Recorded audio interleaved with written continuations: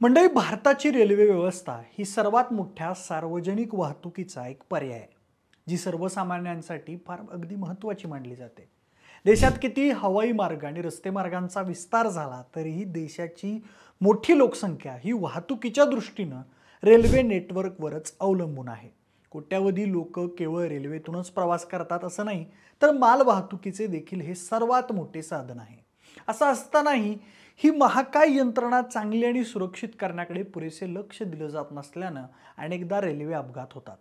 एवढी मोठी यंत्रणा राखण्यासाठी रेल्वेला वर्षाला 20,000 कोटींहून अधिक रुपयांची गरज भासते.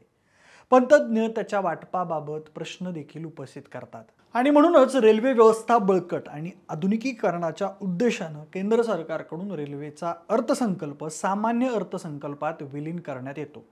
मात्र आजपर्यंत त्यातून फारसं काही साध्य झालेलं नाही.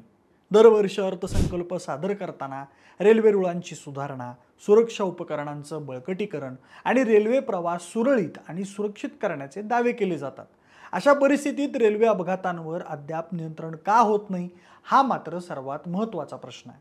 एकीकडे आपण देशात बुलेट ट्रेन चालवल्याच्या फुशारक्या मारतो, पण दुसरीकडे आधीच अस्तित्वात असलेल्या रेल्वे व्यवस्थेचा गोंधळ दूर करण्यात मात्र विशेष रस दाखवत नाही. मात्र वारंवार होणाऱ्या रेल्वे अपघातांची यादी खूप मोठी आहे.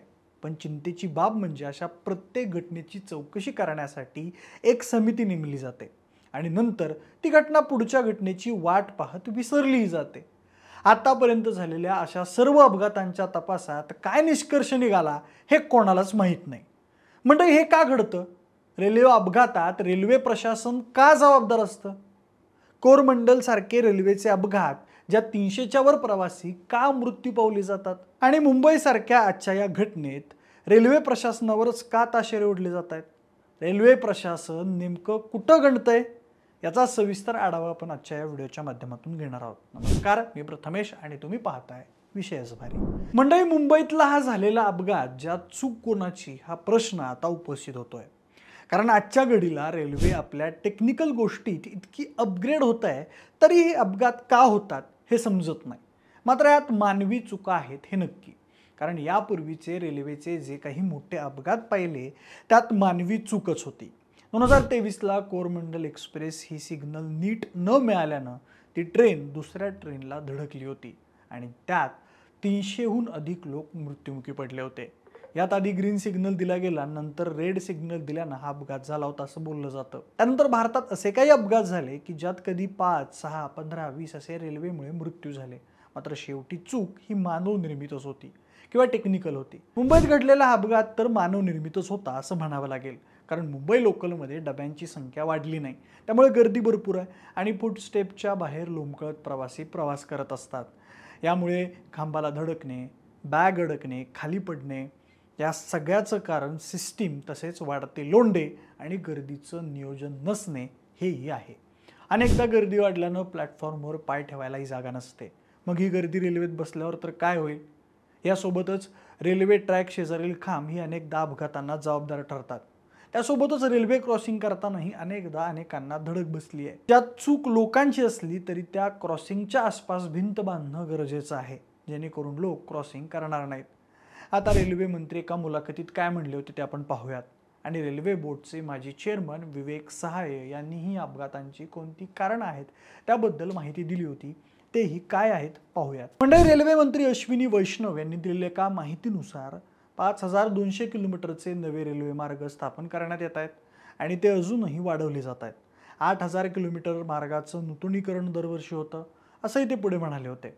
वैष्णव यांनी काही महिन्यांपूर्वी दिलेल्या एका मुलाखतीत सांगितलं की 100 किलोमीटर प्रति तास या वेगानं जाण्यासाठी रुळाचं आधुनिकीकरण केलं जात आहे. काही मार्गांचं 130 किलोमीटर प्रति तास आणि काही वेगवान गाड्यांसाठी 160 किलोमीटर प्रति तास वेगानं जाण्यासाठी रेल्वे रूळ तयार केलं जात आहे. भारतात रेल्वे वेगवान पद्धतीनं धावावी यासाठी ही तयारी आहे. तसंच मुंबई अहमदाबाद दरम्यान बुलेट ट्रेनही नियोजित आहे. रेल्वे बोर्डाचे माजी चेअरमन विवेक सहाय यांनी प्रस्तुत प्रतिनिधीशी बोलताना सांगितलं की रेल्वे रुळावरून घसरणं हा आजही रेल्वेसाठी अतिशय चिंतेचा मुद्दा आहे. रेल्वे रुळावरून घसरण्याची प्रामुख्यानं काही कारणं अशी आहेत, ती म्हणजे रेल्वे रुळांची नीट देखभाल न करणं, एखादा कोच नादुरुस्त असणं किंवा मग ड्रायव्हिंगमधील चुका. रेल्वे सुरक्षा अहवाल 2019-20 नुसार 70% रेल्वे अपघात रूळ घसरल्यानं होतात. आधीच्या वर्षी हे प्रमाण 68% होतं. रेल्वेला आग लागल्यानं किंवा धडक झाल्यानं 14 आणि 8% अपघात होतात. या अहवालासाठी डबे घसरण्याच्या 40 घटनांचा अभ्यास करण्यात आला.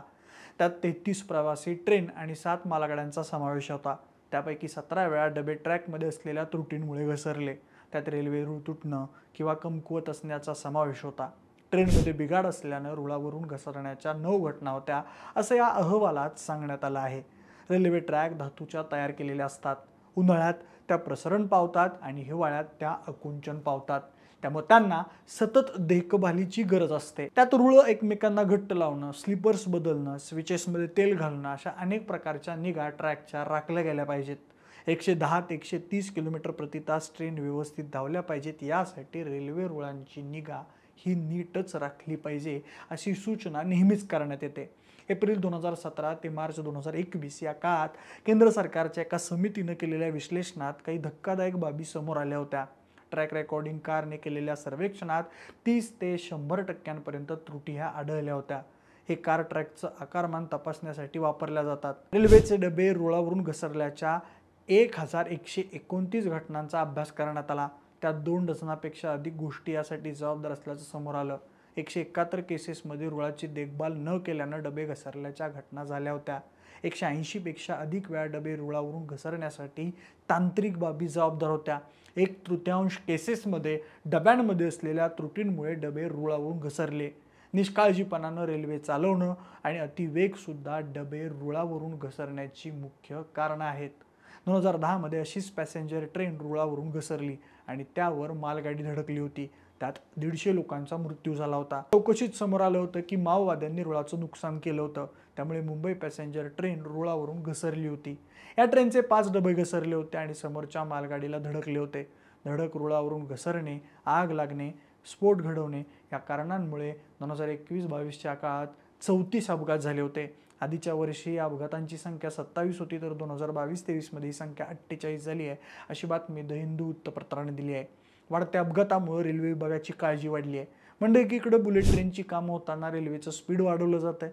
मेट्रोचंही काम होतच आहे, मात्र ही कामं होताना नेहमीची लोकल असेल किंवा रेल्वेची एकूण यंत्रणा यात त्रुटी राहू नयेत, इतकंच लोकांचं सध्या तरी म्हणणं आहे. नाहीतर असे अपघात हे होतच राहणार. तसेच गर्दीवर नियंत्रण आणणं देखील गरजेचं आहे. किंबहुना त्या गर्दीला शिस्त लागावी यासाठी तरी काही उपाययोजना करणं गरजेचं आहे. त्यातच मुंबई लोकलच्या फेऱ्या वाढवणं हाच उपाय आहे मुंबईतल्या अपघात कमी करण्यासाठी. वाढती गर्दी, डब्यांची कमी संख्या, कमी फेऱ्या यामुळे रेल्वेवर येणारा ताण आणि एकूणच सिस्टीमवर येणारा ताण या सगळ्यात नेमकी चूक कुणाची हा प्रश्न आहे. पण या सगळ्याबद्दल तुम्हाला नेमकं काय वाटतं कमेंट करून नक्की सांगा. सोबतच आपल्या विशेष भर या यूट्यूब चॅनलला सबस्क्राईब करायला अजिबात विसरू नका. धन्यवाद.